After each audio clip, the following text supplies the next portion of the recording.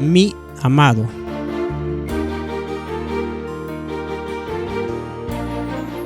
Sección 3. Vacilando entre dos opiniones. Capítulo 13. Juegos mentales. Un día, mientras jugaba con mis amigos en la escuela, alguien me llamó con toda seriedad. «Adrián, tus pantalones están rotos». Mi corazón empezó a latir con rapidez mientras me daba la vuelta apresuradamente para ver dónde estaba la rasgadura. Entonces escuché un coro de risas con las palabras: «Te agarramos, te agarramos». Bienvenido al mundo de los chistes. A menudo mi vida se convirtió en un juego de esquivar y disparar estas flechas de engaño. Como el que enloquece y echa llamas y saetas y muerte, tal es el hombre que engaña a su amigo y dice: ciertamente lo hice por broma. Proverbios capítulo 26, versículo 18. Fue embarazoso ser atrapado y tener a toda una clase de niños riéndose de mí. La experiencia con mis compañeros de clase me enseñó a no ser nunca vulnerable, nunca confiar en nadie y, lo más importante, tener cuidado de no tomar en serio todo lo que dice la gente. El elemento más rudimentario de la broma es afirmar lo contrario de lo que es verdad, para hacer caer a personas crédulas que toman las cosas literalmente en un estado de confusión para obtener unas cuantas risas. En mis años de adolescencia, yo estaba envuelto en este espíritu de decepción, confusión y diversión, torciendo mis palabras para que significaran algo distinto de su significado literal. Sin embargo, una de las primeras cosas acerca de las cuales mi amado me convenció fue el principio de expresar exactamente lo que quería decir. Pero sea vuestro hablar sí, sí, no, no, porque lo que es más de esto, de mal procede. Mateo capítulo 5, versículo 37. Estas flechas de engaño jugaron un papel en el intento de impedir mi entrada a través de la puerta angosta al atrio del santuario. Realmente quedé convencido acerca de este tema cuando aprendí que la broma era una forma de dar falso testimonio y, por lo tanto, una violación del 9º mandamiento.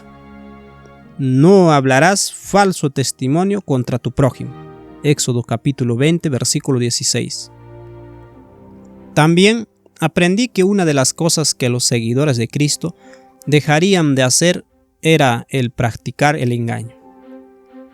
Pues para esto fuisteis llamados, porque también Cristo padeció por nosotros, dejándonos ejemplo para que sigáis sus pisadas, el cual no hizo pecado ni se halló engaño en su boca. Primera de Pedro capítulo 2, versículo 21 al 22.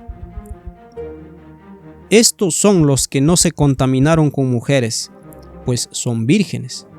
Estos son los que siguen al Cordero por donde quiera que va. Estos fueron redimidos de entre los hombres como primicia para Dios y para el Cordero.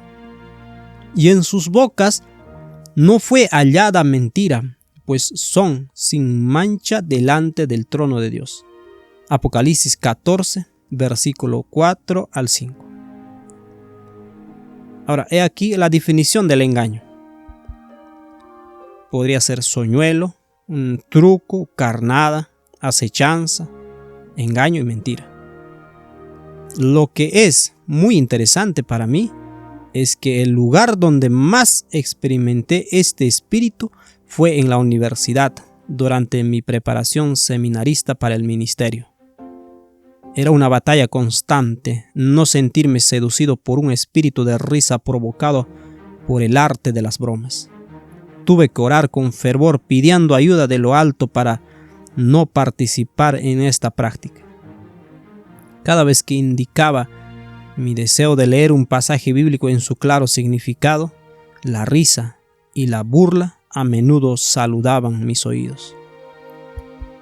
El adoctrinamiento del tentador sobre las bromas me enseñó a no tomar las palabras en serio y a buscar un significado oculto.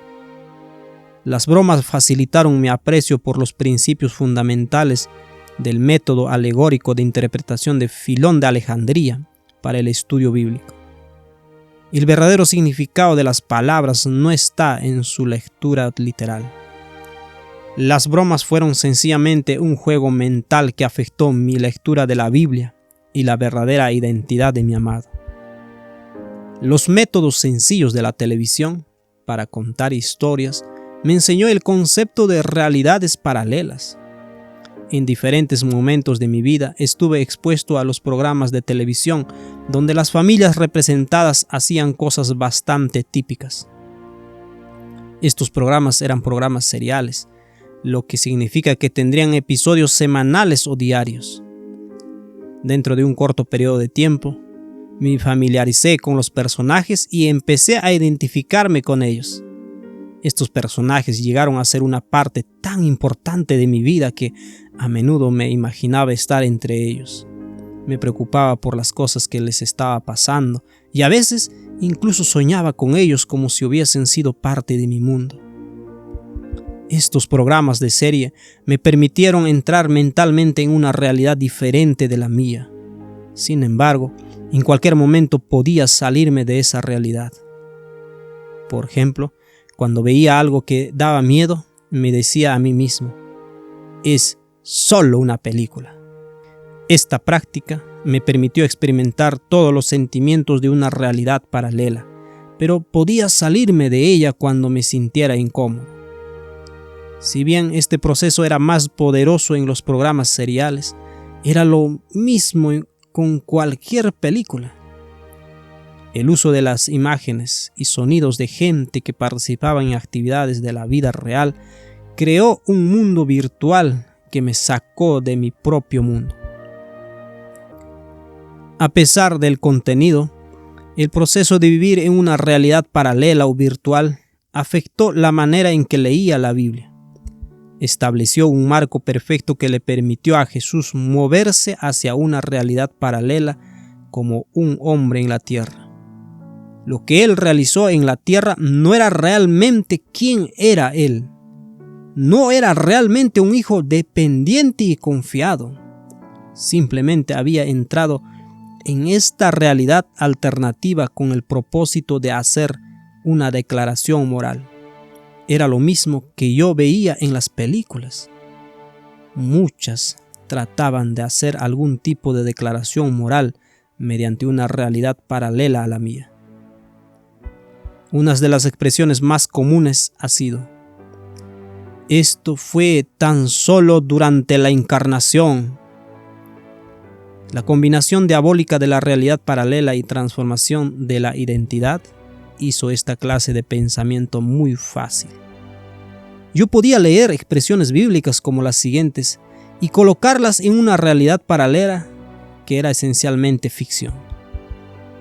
Respondió entonces Jesús y les dijo: de cierto os digo, no puede el Hijo hacer nada por sí mismo, sino lo que ve hacer al Padre.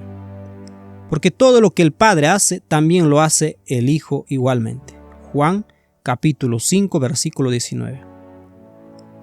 Porque como el Padre tiene vida en sí mismo, así también ha dado al Hijo el tener vida en sí mismo.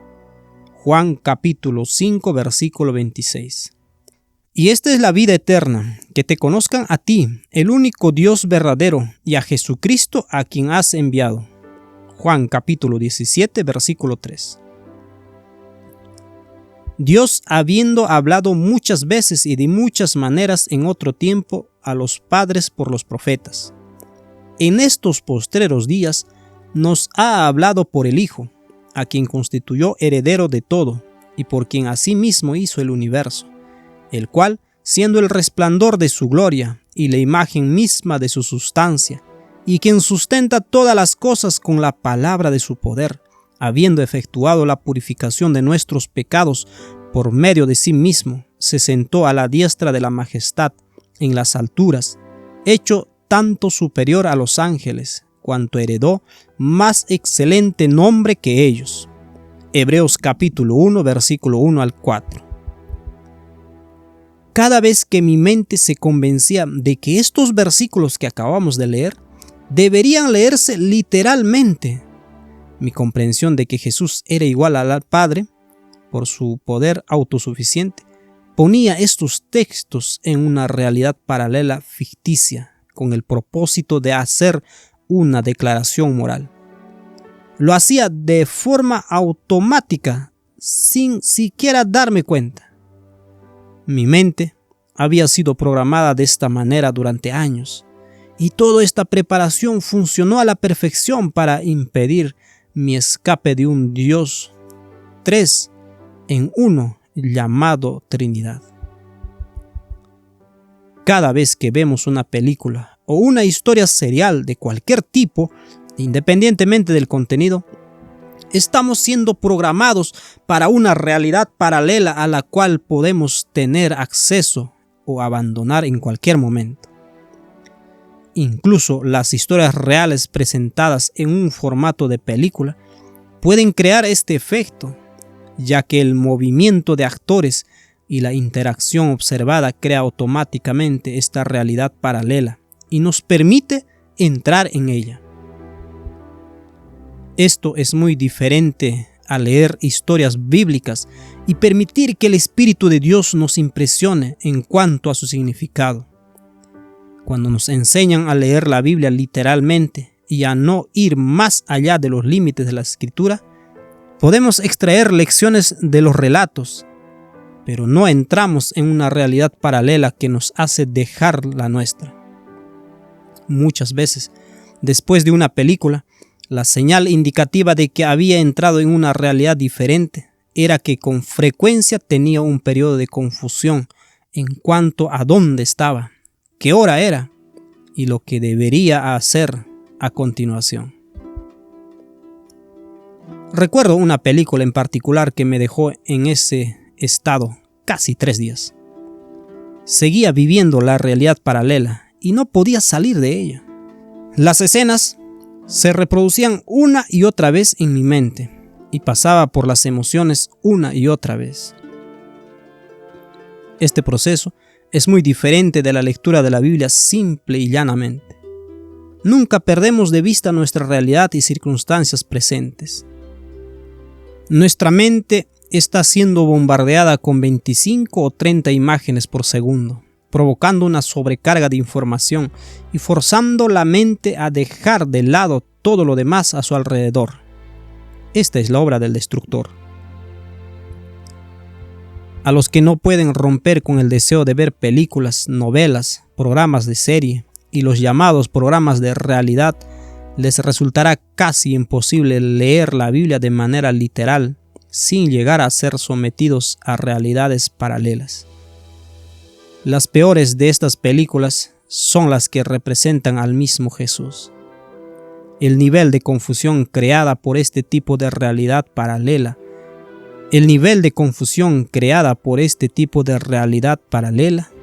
y ya no digamos lo que se muestra en el guión y los estilos de vida, a menudo sensuales de los actores, es incalculable. Se podría pensar que estos factores por sí solos serían suficientes, pero también encontré este fenómeno de la realidad paralela en varios juegos de computadoras, como la búsqueda del tesoro, el quiz, o juegos basados en tareas y especialmente los juegos de carrera de coches que involucraba pasar a través de niveles que me traían a una realidad paralela similar a la forma en que las películas lo hacían. Después de pasar horas jugando, sentía esa breve sensación de confusión en cuanto a lo que era realidad. Bien recuerdo el sentimiento después de ganar un juego y completar todos sus niveles. Experimentaba una clase de euforia que luego daba paso a una especie de tristeza porque el juego había terminado. Los principios de la broma combinados con el adoctrinamiento de películas, juegos e historias basadas en la televisión me sacaban de mi realidad existente hacia otra realidad. Todas estas cosas se convirtieron en herramientas claves que ayudaron al gran engañador a apartarme de la experiencia del lugar santísimo con mi amado. Todas fueron diseñadas para convertir la realidad del Evangelio en una casa de naipes construida sobre el fundamento de arena. Cada parte de mi educación había sido calculada cuidadosamente para programar mi pensamiento y alejarme de lo que mi amado estaba tratando de decirme con urgencia en la Biblia.